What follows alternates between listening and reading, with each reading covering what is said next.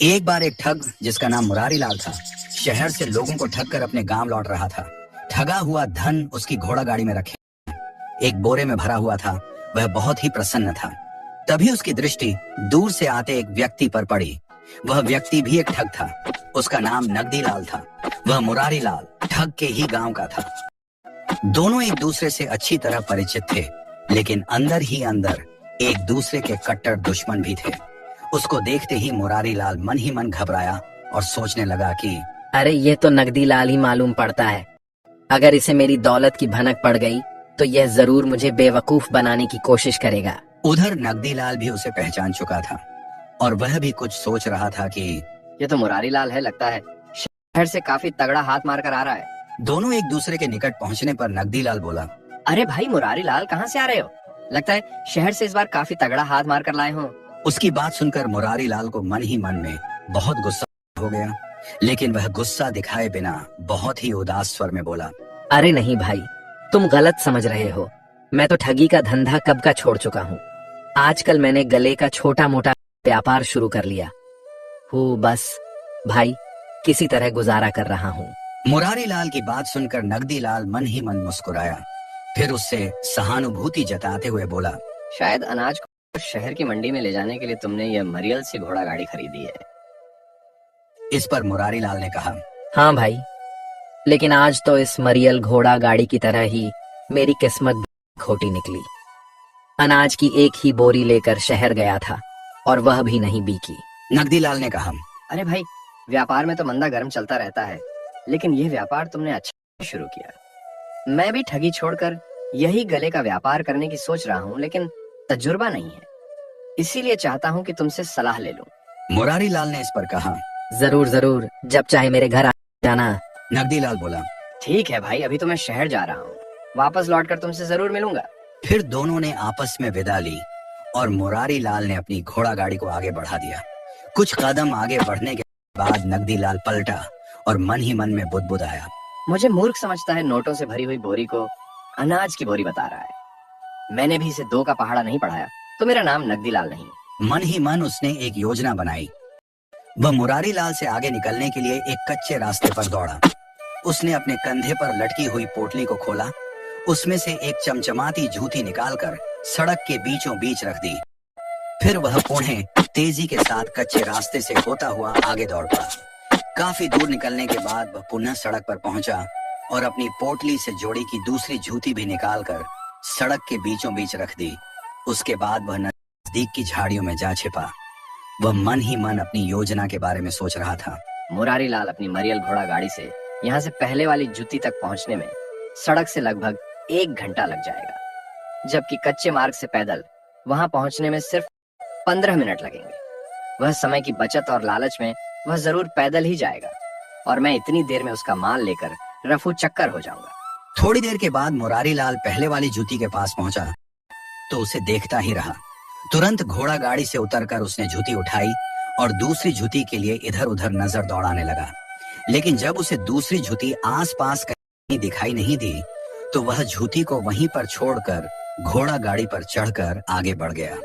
लगभग 1 मील आगे बढ़ने पर उसे सड़क के बीचों बीच दूसरी जूती भी चमकती हुई दिखाई दी।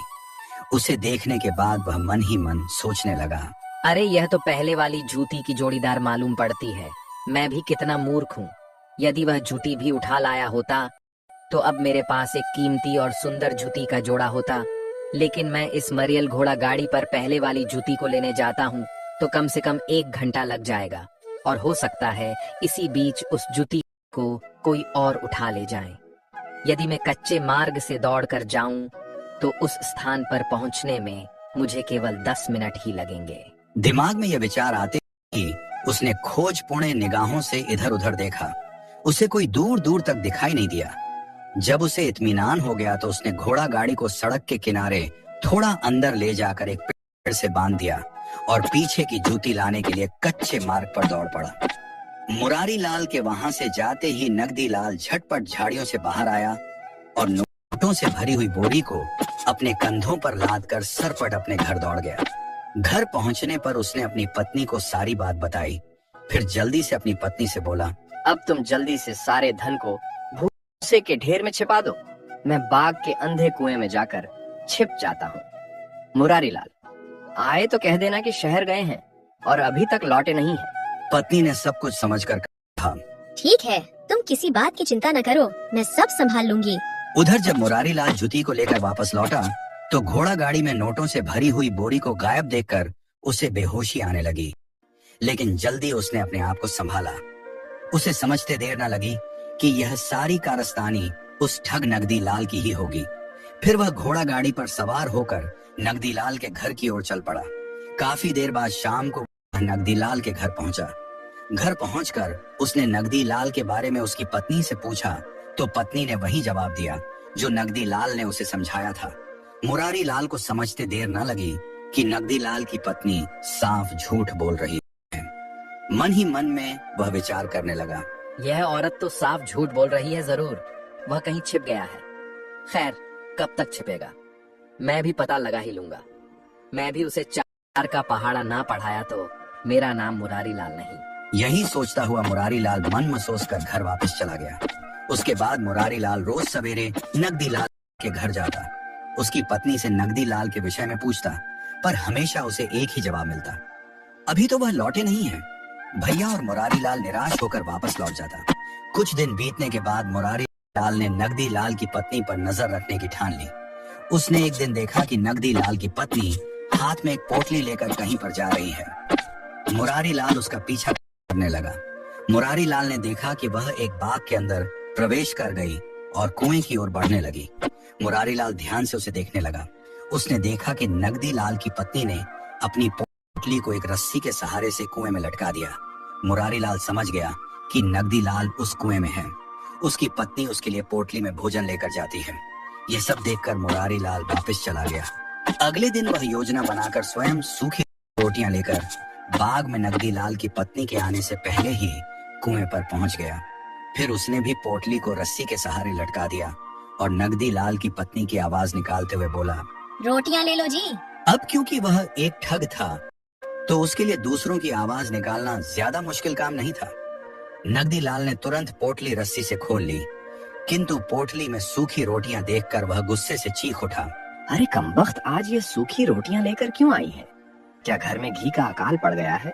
मुरारी लाल ने तुरंत उसी आवाज में कहा, घी का अकाल तो नहीं पड़ा, लेकिन पैसों का अकाल जरूर पड़ गया है। घर में घी खरीदने के लिए एक फूटी कौड़ी भी नहीं है, इसीलिए मैं ऐसी रोटियां लाई हूँ। नगदी लाल हैरान होकर बोला, घर में एक फूटी कौड़ी भी नहीं है?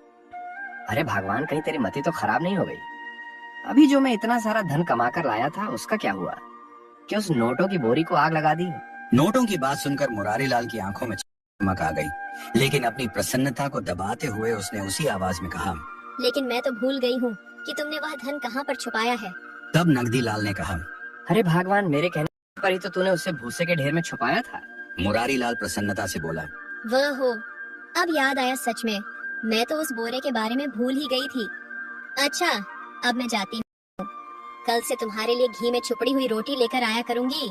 यह कहकर मुरारी लाल वहां से खिसक गया। थोड़ी देर बाद नगदी लाल की पत्नी आई और रस्सी लटकाकर रोटियां लेने के को आवाज देने लगी।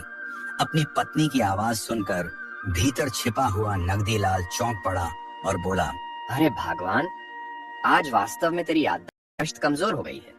अभी तो तूने मुझे रोटियां दी हैं, अब दोबारा क्यों ले आई? पत्नी ने हैरान होते हुए कहा, क्या कहते हो जी?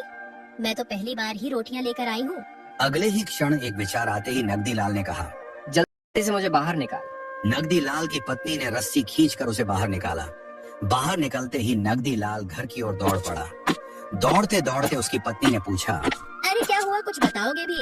नगदी लाल ने कहा, बोलो मत, चुपचाप मेरे पीछे चलिए। आप, मुझे लगता है सब गुड़ गोबर हो गया। घर पहुंचते ही सचमुच नगदी लाल ने अपना माथा पीट लिया। उसकी पत्नी ने आश्चर्य से कहा, हाय, नोटों की बोरी कहाँ गई? तब नगदी लाल बोल पड़ा, अरे गई नहीं, बल्कि वह मुरारी का बच्चा हमें चकमा देकर ले गया। अफसोस तो ये है कि मैंने अपने भी कुछ पैसे उसमें रख दिए थे, वह भी चले गए, और साथ ही साथ मेरी कीमती जूतियां भी इसी चक्कर में चली गई। और इस तरह से एक ठग ने दूसरे ठग से अपना